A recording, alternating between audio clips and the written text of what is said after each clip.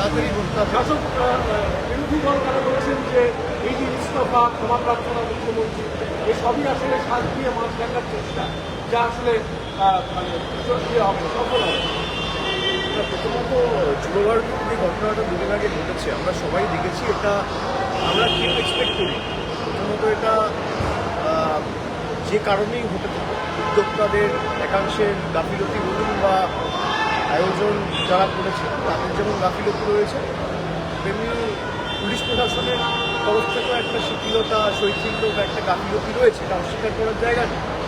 এবং সেই কারণেই ইতিমধ্যেই তদন্ত কমিশন বসিয়ে ইনকোয়ারি শুরু হয়েছে এবং রাজ্য পুলিশের ডিজি সহ বিধাননগর পুলিশ কমিশনারেটের সিপি সহ যুবভারতীর সিইও এবং তার সাথে গতকাল আমরা দেখেছি যে ক্রীড়ামন্ত্রী অরূপ বিশ্বাসের পদত্যাগপত্র মমতা বন্দ্যোপাধ্যায় গ্রহণ করেছে এবং ঘটনাটা ঘটার 1 ঘন্টার মধ্যে রাজ্যের মাননীয় মুখ্যমন্ত্রী তিনি প্রকাশ্যে তার সোশ্যাল মিডিয়া হ্যান্ডেল থেকে পোস্ট করে পুরো ঘটনাটার জন্য ক্ষমা চেয়েছে। এই দৃষ্টান্ত হয়তো বা এই নতজানু হিসেবে মানুষের কাছে ক্ষমা প্রার্থনা করা, এটা ভারতবর্ষে অন্য কোথাও কোনো মুখ্যমন্ত্রী এই সৌজন্যতাটা পর্যন্ত দেখায়নি। আমি এটা বলেছি যে এই ঘটনা কেউ আমরা চাই না, তার কারণ আন্তর্জাতিক স্তরে হয়তো বাংলার একটা মানহানি হয়েছে। বাংলাকে খাটো করে ছোট করে কয়েকজনের আচার আচরণের কারণে বাংলার মাথা হেট হয়েছে। এটা আমাদের কারোর কাছেই কাম্য নয় বা এটা কখনোই কাঙ্ক্ষিত ছিল না। কিন্তু একটা ঘটনা ঘটে যাওয়ার পর সে রাজ্য সরকার কি করছে বা প্রশাসন কি করছে সেটাও আমাদের সকলের নজর রাখা উচিত।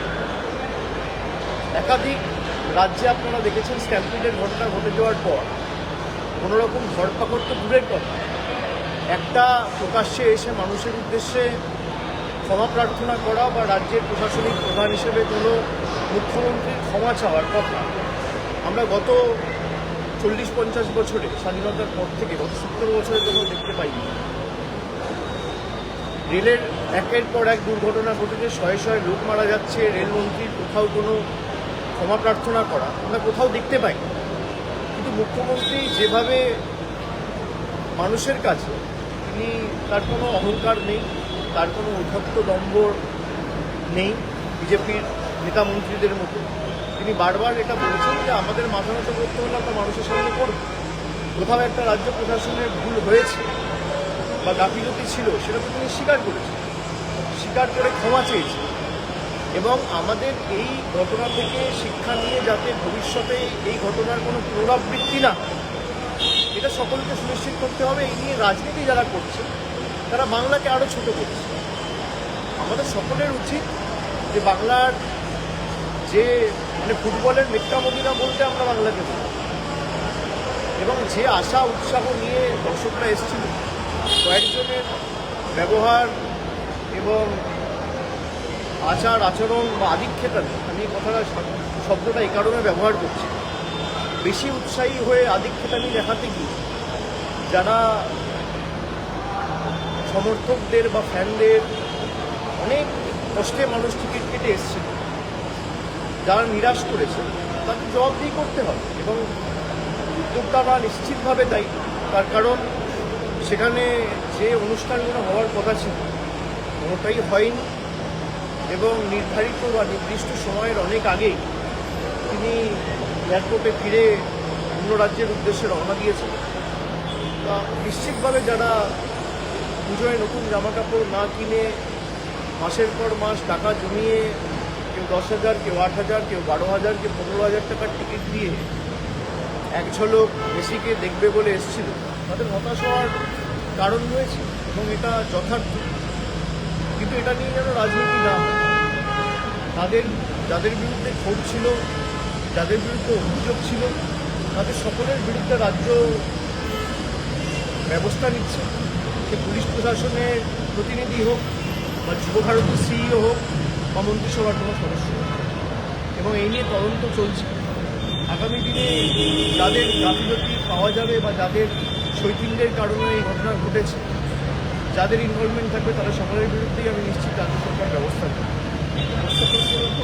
এসআইআরের খসড়া যে বেরিয়েছে তাতে এবার দেখা যাচ্ছে কলকাতার মুখ্যমন্ত্রী 2021-এ তৃণমূল কংগ্রেসের অনেক আসন, অনেক বিধানসভায় জয়ের যে মার্জিন তার প্রায় তিনগুণ লোকের নাম বাদ গেছে। এটা কি কোনো বাড়তি চাপ হতে পারে এই শাসক দলের জন্য? না, প্রথমত যে তালিকাটা বেরিয়েছে এটা খসড়া তালিকা, এটা ড্রাফট। এখনো প্রায় ক্লেম অবজেকশন পিরিয়ড চলবে 31শে জানুয়ারি, ফার্স্ট উইক অফ ফেব্রুয়ারিও। এখনো প্রায় 45-50 দিন ক্লেম অ্যান্ড অবজেকশনের কাজ চলবে। ফাইনাল লিস্ট বেরোবে খুব সম্ভবত 14ই ফেব্রুয়ারি। এটাকেই ফাইনাল ধরে নেওয়ার কোনো কারণ নেই। কিন্তু যারা বাংলাকে খাটো করে, ছোট করে, অনুপ্রবেশকারীদের আতুরঘর বলে বাংলাকে আখ্যায়িত করেছিল বা বাংলাকে কালিমালিপ্ত করেছিল, 1 কোটি রোহিঙ্গা, 1.5 কোটি রোহিঙ্গা বাদ যাবে, 1.5 কোটি বাংলাদেশি থাকে, তাদের তথ্য কার্যত ইলেকশন কমিশনারই এসআইআরই খারিজ করে দিয়েছে। এবং প্রত্যেকটা সামারি ডিভিশনে, স্পেশাল সামারি ডিভিশন যখন হয় 1.5-2% এমনিই বাদ যায়। তো এবারেও যে 24 লক্ষ ডেথ বেরিয়েছে সেটা দেখা গেল 2%, সেটা অ্যাভারেজে প্রত্যেকটা সামারি ডিভিশনেই বাদ যায়। এবার নো ম্যাপিং এর কেসগুলো হয়তো কেউ রাজ্য থেকে বাইরে গেছে, কেউ অন্য জায়গায় শিফট করেছে, কাউকে ট্রেস করে পাওয়া যাচ্ছে না।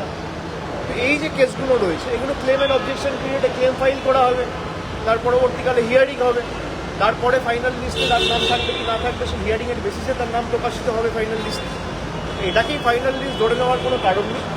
তবে যে উদ্দেশ্য নিয়ে বিজেপি তাদের সহকারী সংস্থা নির্বাচন কমিশনকে কাজে লাগিয়ে বাংলায় এসআইআর করতে চেয়েছিল, তারা মুখ টুকরে পড়েছে এবং তাদের ষড়যন্ত্র সর্বতভাবে ব্যর্থ। এবং বাংলাকে যারা অপমানিত করেছিল, বাংলাদেশিদের আতুরঘর বলে, তাদের উচিত জনসমক্ষে এসে কান ধরে বাংলার 10 কোটি মানুষের কাছে ক্ষমা চেয়ে ভারতবর্ষের কাছে অন্ততপক্ষে বাংলাকে বদনাম করার জন্য কান ধরে উঠবোস করে ক্ষমা চাওয়া। একের পর এক ঘটনা, মানরেগার টাকা বন্ধ থেকে আবাস যোজনার টাকা বন্ধ, সন্দেশখালি দিয়ে বাংলাকে কলুষিত করা, এসআইআর করে বাংলাকে বাংলাদেশি বলে বাঙালিকে দাগিয়ে দেওয়া, বাংলার অস্তিত্বকে অস্বীকার করা। যারা বিজেপির মুখ্যমন্ত্রী রয়েছে তারা বলছে যে বাংলায় কথা বলবে তাকে ডিটেনশন ক্যাম্পে নিয়ে যাব, জেলে ঢুকিয়ে দেবো, তাদেরকে পুরস্কৃত করা। বাংলা বলে কোনো ভাষা নেই, আমাদের এই মাটির বিপ্লবীদের অসম্মানিত করা। এমনকি আপনারা জানেন যে মানরেগার নাম পাল্টে দেওয়া হচ্ছে। মহাত্মা গান্ধী জাতির জনক বলে আমরা যে বাপুকে চিনি, মহাত্মা নামটা দিয়েছিল কবিগুরু রবীন্দ্রনাথ ঠাকুর। এই মহাত্মা উপাধিটা দিয়েছিল কবিগুরু রবীন্দ্রনাথ ঠাকুর। আজকে সেই মহাত্মা গান্ধীর নামটাই 100 দিনের কাছ থেকে বিজেপি বাদ দিয়ে অন্য নামে রিব্র্যান্ডিং করে 60% টাকা নিজেরা দেবে, 40% টাকা রাজ্য দেবে। নতুন বিল এনেছে লোকসভা, আজকে সে নিয়ে আলোচনাও হবে। আমরা এই কারণেই এদেরকে বাংলা বিরোধী বলি।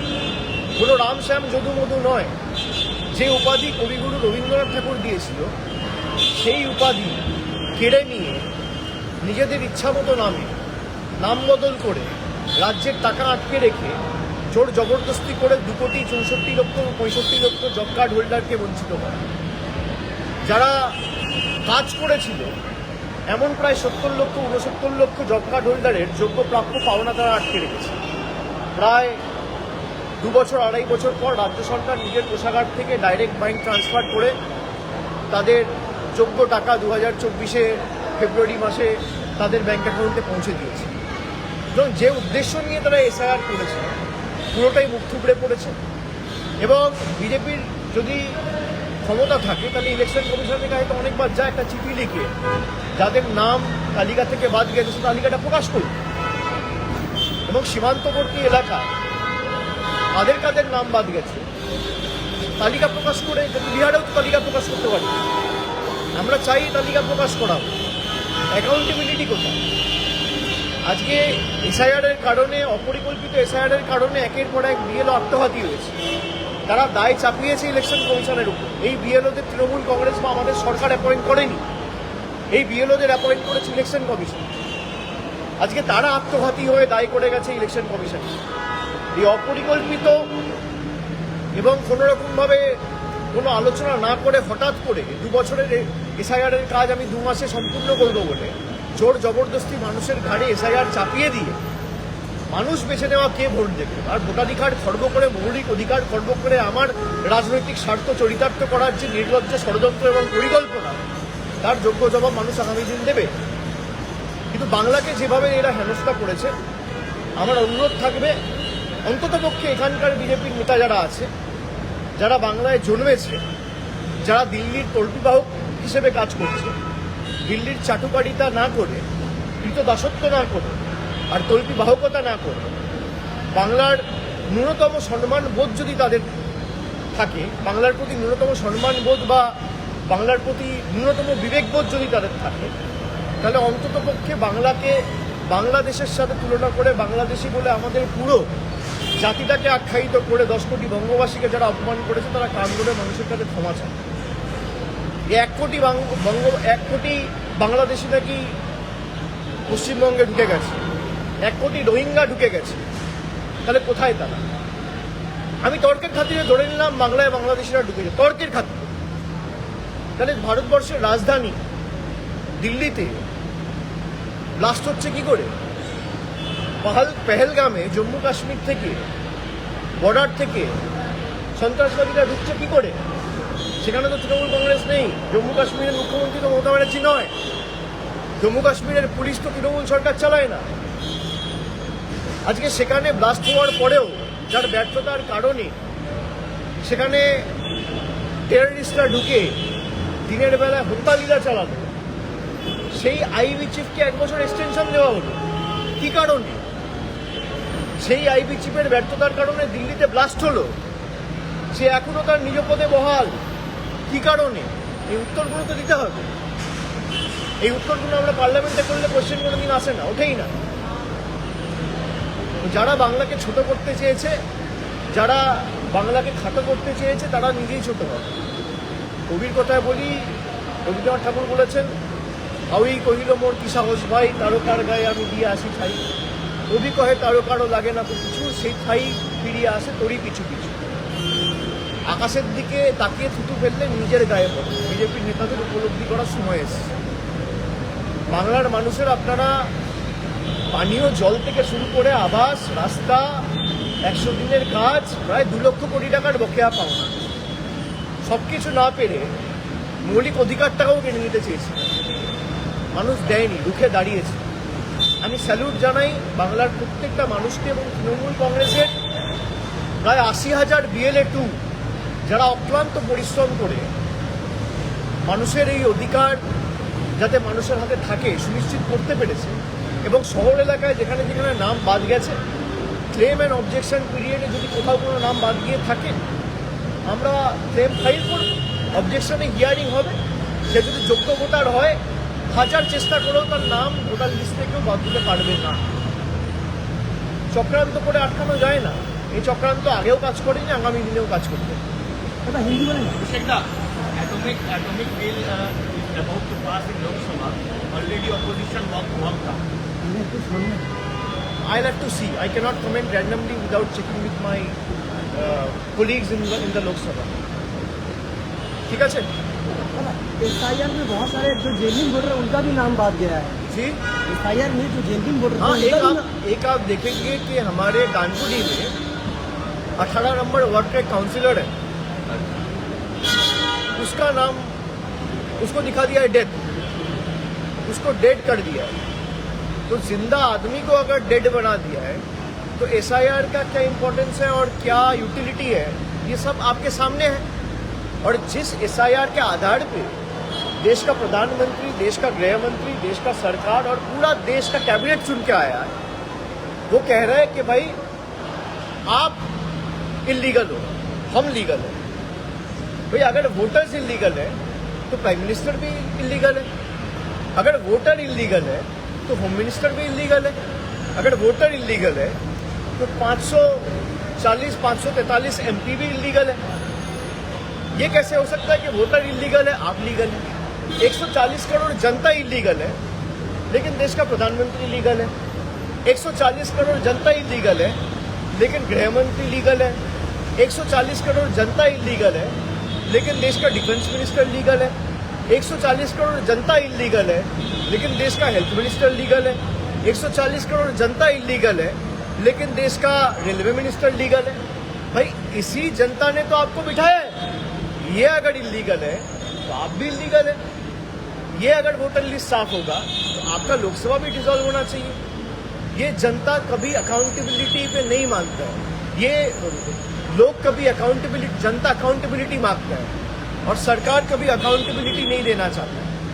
140 करोड़ का देश में 10 साल पहले नोटबंदी किया, बोला 50 दिन में मैं कालाधन वापस लाऊंगा। आज 10 साल हो गया, 4000 दिन पार हो गया, कहाँ है कालाधन? पूछना चाहिए ना। तो आप ये देखिए 140 करोड़ लोगों को लाइन में खड़ा कर दिया। बीजेपी के कोई नेता को आपने देखा लाइन में खड़े होते हुए? बीजेपी का कोई मंत्री को देखा आपने लाइन में खड़े होते हुए? भाई तो आज पुल टूट रहा है, कल ब्रिज टूट रहा है, कल ये टूट रहा है। 10 साल में बीजेपी का जितना भी पार्टी ऑफिस बना, किसी ने देखा बीजेपी का एक पार्टी ऑफिस टूटा है? बीजेपी के पार्टी ऑफिस नहीं टूटते, लेकिन पुल टूटते हैं, फ्लाईओवर टूटता है, रेल एक्सीडेंट होता है, रास्ते टूटते हैं। क्यों? 140 करोड़ लोग अपना फॉर्म भर के नाम उठाएगा, और जिस लोगों के वजह से हम चुन के आए हैं, और जो प्रधानमंत्री से लेके, गृह मंत्री से लेके, रक्षा मंत्री से लेके, हेल्थ मिनिस्टर से लेके, रेल मिनिस्टर से लेके, एग्रीकल्चर मिनिस्टर से लेके, जितने भी मिनिस्टर बने वो सब लीगल है। ये तो नहीं हो सकता। अगर जनता इलीगल है तो इस जनता ने जिसको चुना है वो भी इलीगल है। तो जनता को आपने गुमराह किया है, जनता आपको जवाब देगी, आप तैयार रहिए। ठीक है, थैंक यू।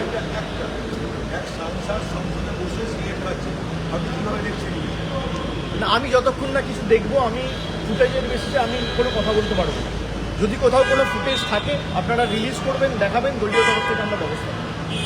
কারো স্পেকুলেশনে আমি কোনো মন্তব্য করতে পারবো না। এই ইলেকশন কমিশন একটা করে হোয়াটসঅ্যাপ লিক করবে আর আপনারা তার বেসিসে আমাদেরকে প্রশ্ন করেন। আপনি ইলেকশন কমিশনকে বলুন যে অফিসিয়াল স্টেটমেন্ট, তার বেসিসে আমাকে প্রশ্ন করুন।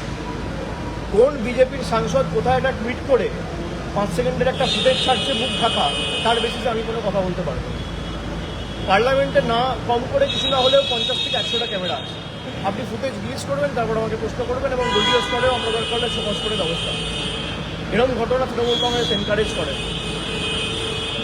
আমরা পার্লামেন্টের যে গরিমা বা পার্লামেন্টের যে মর্যাদা, সেটাকে আমরা সবাই রেসপেক্ট করি। পার্লামেন্ট ধূমপান করার জায়গা নয়, অ্যাটলিস্ট হাউসের ভিতরে। ঠিক আছে।